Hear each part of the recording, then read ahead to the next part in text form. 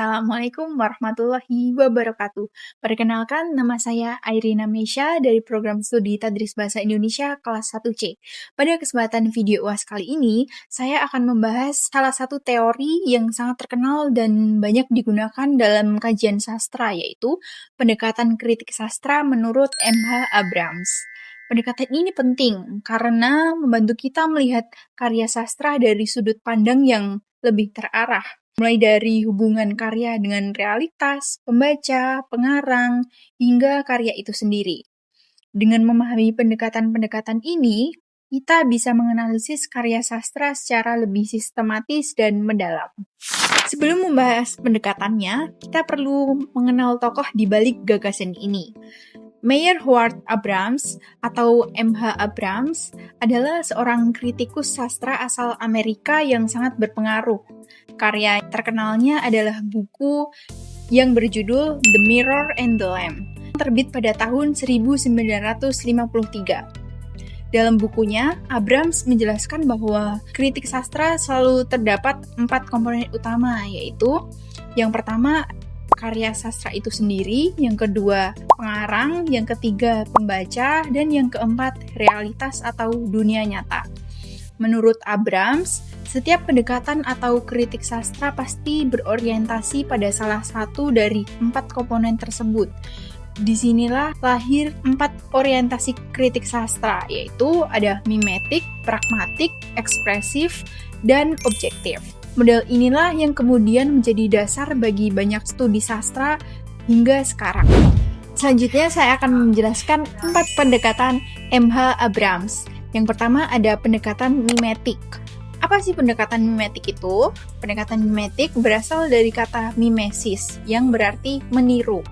Pendekatan ini memandang karya sastra sebagai cermin dari realitas.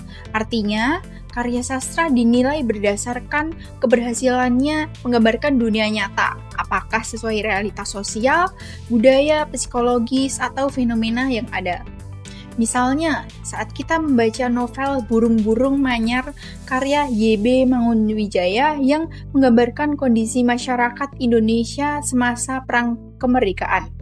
Dengan pendekatan mimetik, kita menilai apakah gambaran sejarahnya realistis, apakah kehidupan masyarakat saat itu benar-benar tercermin dalam cerita, dan apakah konflik sosial yang ditampilkan sesuai dengan fakta historis. Yang selanjutnya ada pendekatan pragmatik.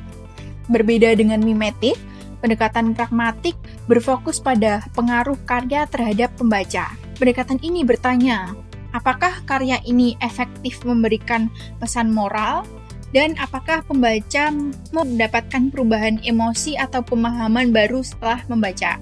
Contohnya ketika kita membaca cerpen Robohnya Surau Kami, karya A.A. Nafis, pembaca mungkin merasa tersentuh, sedih, bahkan introspeksi diri mengenai makna ibadah dan kemanusiaan. Jika menggunakan pendekatan pragmatik, kita menilai apakah cerpen itu berhasil menyadarkan pembaca tentang pentingnya hubungan sosial dan apakah pembaca merasakan dampak emosional yang kuat. Jadi, fokusnya bukan pada dunia nyata atau pengarang, tetapi pada respon pembaca dan bagaimana karya tersebut mempengaruhi mereka. Selanjutnya yang ketiga ada pendekatan ekspresif. Pendekatan ekspresif berorientasi pada pengarang. Dalam pendekatan ini, karya sastra dianggap sebagai cermin dari jiwa, pikiran, pengalaman, dan emosi pengarang. Pendekatan ini bertanya, apa yang ingin disampaikan pengarang, bagaimana pengalaman hidup atau kondisi psikologisnya memengaruhi karya, dan apa makna dibalik ekspresi yang dituangkan penulis dalam teks. Contohnya dalam puisi Chairil Anwar yang berjudul Aku, kita dapat melihat semangat pemberontakan, kemarahan, dan keinginan untuk hidup bebas. Dengan pendekatan ekspresif, kita menghubungkan isi puisi tersebut dengan karakter pribadi. Chairil yang terkenal keras, bebas, dan penuh energi. Pengalaman hidup Chairil sebagai penyair muda di masa penjajahan juga turut memengaruhi emosi-emosi yang hadir dalam puisi tersebut. Jadi, dalam pendekatan ini, karya dipandang sebagai ekspresi diri pengarang. Selanjutnya yang keempat yaitu pendekatan objektif. Pendekatan objektif berbeda dari 3 pendekatan sebelumnya.